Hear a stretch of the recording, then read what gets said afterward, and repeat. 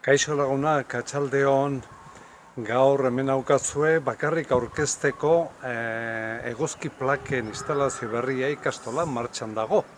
Eta orduan, bideotxo honekin erakutsi nahi dizuet nun dagoen. Ikusi dezakezuenez, hemen nire atzekaldean, hor ikusten da gutxi gora bera zeintzuk diran plakak. Bada bi instalazio daude, batean 58 plaka daude, eta bestean 36 plaka.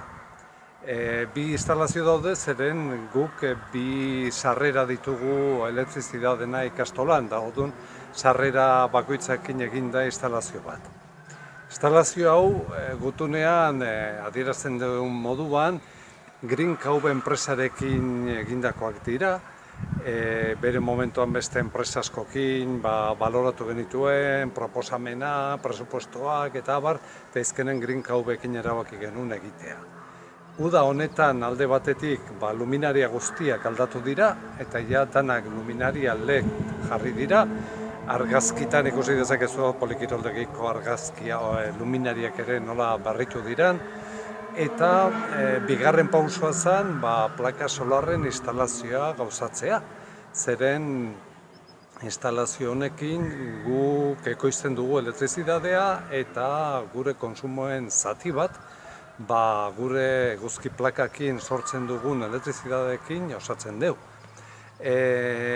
Hau badakizue eguzki plaka danez, eguraldiez egun nola dagoen, eguzki asko egiten malin badu, ekoizpena handia izaten da, eta eguzki gutxi egiten badu, gaur bezala ikuste duzue eguna grixamarra dagoela, ekoizpena ez da hain handia izaten.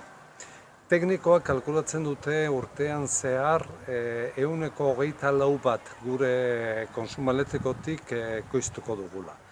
Beraz ez du gehiegi ematen, baina da zati gure konsumoaren laurden bat guk ekoiztuta. Bada zerbait. Eta orduan, enpresarekin lotuta daukeu instalazioa martxan jartzea, 7 urteko mantenua baita ere, beraiekin, eta hau nola finanziatu da?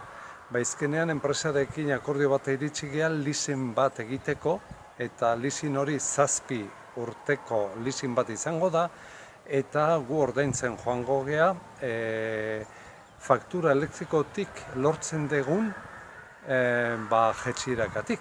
Hau da, hor nola konsumo txikiago daukagun luminaria berriekin eta gero daukagun konsumogatik zati bat guk geuk sortzen dugun plakakin, orduan gure faktura dezente jesten da, eta diferentzia hori erabiliko dugu leasinga ordaintzeko. Beraz, familiek ez dute euro bat ere ordaindu beharko gehiago.